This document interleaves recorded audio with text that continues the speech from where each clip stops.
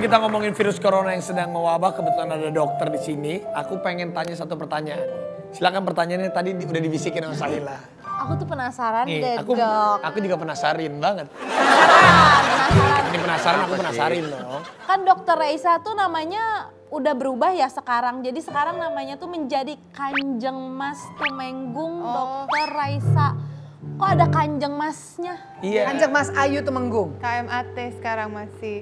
Sebenarnya itu nama gelar keraton sih. Wow. Gelar keraton karena memang di keluarga kan memang dari dulu selalu masih ada darah birunya. Ya enggak juga sih, kayak darah merah juga soalnya mama. Enggak, tapi kalau dokter tapi ada Isa ini. Nih ada darah Terus biru. sejak menikah sama suami, karena suami masih anggota keraton juga, masih keluarga besar lah gitu. Jadi masih lebih dekat lagi. Dan begitu mau nikah, gelarnya jadi dipakai lagi gitu.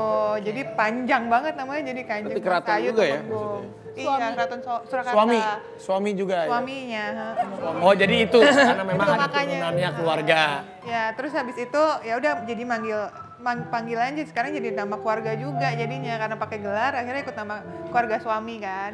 Jadi ya Raisa Broto Asmoro. Broto Asmoro. Mama Ira turunan Belanda, aku ada turunan Pakistan, turunan Keraton Tanjakan Cikarang. Ya, tapi kita sekarang masuk ke permasalahan yang sedang menjadi isu nasional, bahkan menjadi isu internasional tentang virus corona yang sudah mewabah di negara kita sendiri. Nah, buat Mama Ira, buat Dokter Raisa, ini kan banyak banget masyarakat tuh yang panik, yang masih kurang edukasi. Nah, untuk Mama Ira dan juga Dokter Raisa, bagaimana sih edukasi untuk lingkungan sekitar dan untuk keluarga dan cara pencegahannya? Mama Ira gimana nih, Mbak? Kalau Mama simpel aja. Yang pertama adalah kita perlu cerdas, jangan harus. Jadi kita perlu cerdas menyikapi, itu dulu. Jadi jangan panik, yang pertama itu. Kedua, kita ikuti apa yang seharusnya dilakukan, gitu ya Dok ya. Ya dilakukan tiap hari tentang kebersihan, bagaimana kita juga tindakan preventifnya dan lain sebagainya. Kalau dokter gimana nih? Ini dari ilmu kedokteran. Yang paling penting sih sebenarnya kita harus jaga benteng kita dulu. Jadi usahakan badan kita punya daya tahan tubuh yang bagus. Jadi mau menghadapi COVID-19 atau virus-virus lainnya, kita udah punya daya tahan tubuh yang bagus. Kedua, kita harus jaga kebersihan. Kebersihan tuh dari mana? Apa sih yang bisa menularkan si COVID-19 itu?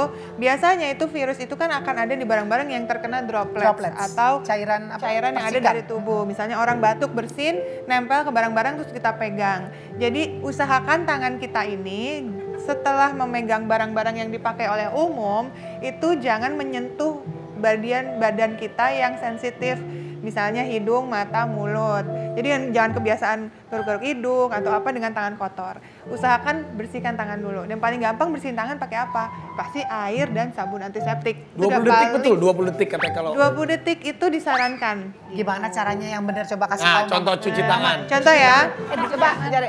Jadi emang udah ada 7 langkah yang disarankan oleh WHO untuk mencuci tangan kita. Dan itu nggak boleh di skip. Pertama nyalain kerannya kan. Terus basahin tangannya. Udah, habis itu matiin ya. Terus habis itu nyalain pakai sabun. Terus gosok-gosok. Awal begini, Dok. Ini dulu sampai berbusa kan? Sampai berbusa. Nah, berbusa habis itu punggung tangan.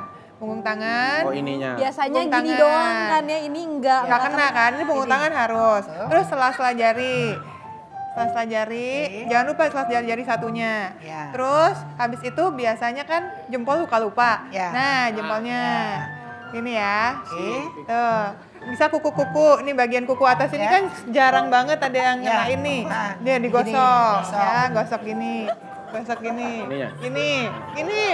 Ya, terakhir baru kuku bagian dalam. Kuku bagian dalam kan suka ada yang nggak kena. Ya bersihinnya gini. Gini caranya diletik, benar. Habis itu baru dibilas lagi pakai air, mengalir lagi dan harus dikeringkan. Nggak boleh tangan basah-basah terus megang. Terus udah megang yang lain lagi. Dikeringkan dulu. Tapi cuci tangan yang bagus apakah cukup dengan air saja atau dengan harus sanitizer? Kalau air saja selama paling tidak 30-60 detik itu bisa sampai 60% bersihnya. Berarti kumannya masih banyak ya.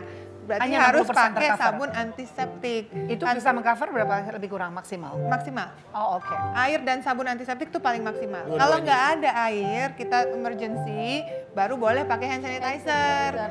Biasanya hand sanitizer digunakan pada saat kita memang membutuhkan aja. Kalau selama masih ada air dan sabun, pakai yang itu dulu.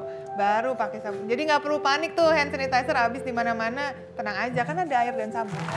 Jadi yang utama adalah memang harus tangan kita sering dicuci. Yang kedua katanya masker. Nah kayak Vicky sekarang, semuka itu pakai masker tuh lihat. Kalau masker itu sebenarnya disarankannya hanya digunakan untuk yang sakit. Oh, jadi Bukan kita untuk salah. sehat. Dan takutnya nih kalau misalnya orang yang sehat-sehat semua pakai masker, yang sakit malah nggak dapet, itu yang jauh lebih bahaya. Karena yang orang sakit itu harus nutupin supaya ketika dia batuk atau bersin nggak kemana-mana dropletnya. Kalau satu yang tertutupi, maka yang sehat semua terlindungi. Ya mudah-mudahan kita sehat semua. Amin, amin. Ya himbauan lagi untuk semuanya, boleh Mama Ira berdiri mari. semuanya untuk Oke. kita sama-sama nggak usah takut yang perlu waspada, tapi jangan panik, jangan panik.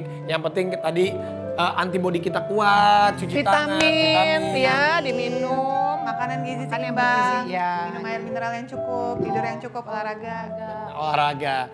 Nah, sebelum kita pamit ini pasti ada filosofi edukasi dari seorang Vicky Prasetyo untuk Mama Ira dan juga Dr. Raisa. Waduh. Dah, dijak. Itu dong. Hai komunitas! Filosofi!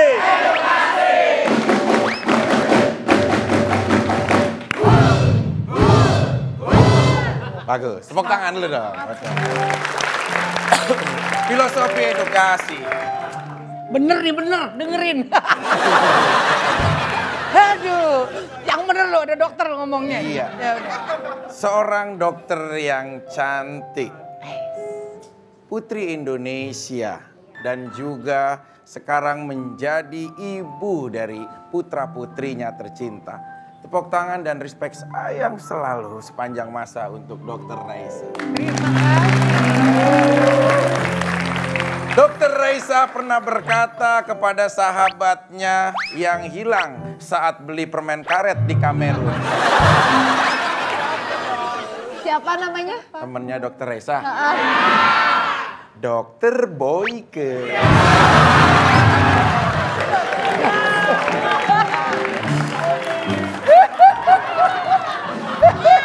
Artis 3 generasi, senior berbakat dan sangat penyayang kepada semua generasi-generasinya. Salam hormat dan respect sepanjang masa kita untuk Mama Ira. Terima kasih. Mama Ira pernah berkata kepada teman arisannya yang hilang saat beli make up di kota Nepal. Jauh bener gua kan Nepal. Ngapain temen gua? Mereka bilang, Pasar baru, kita siapa? Teman kita Siapa namanya? Pukulannya sakit juga. Temennya Mama Ira yang beli make up di kota Nepal. Mama Ami. Ya.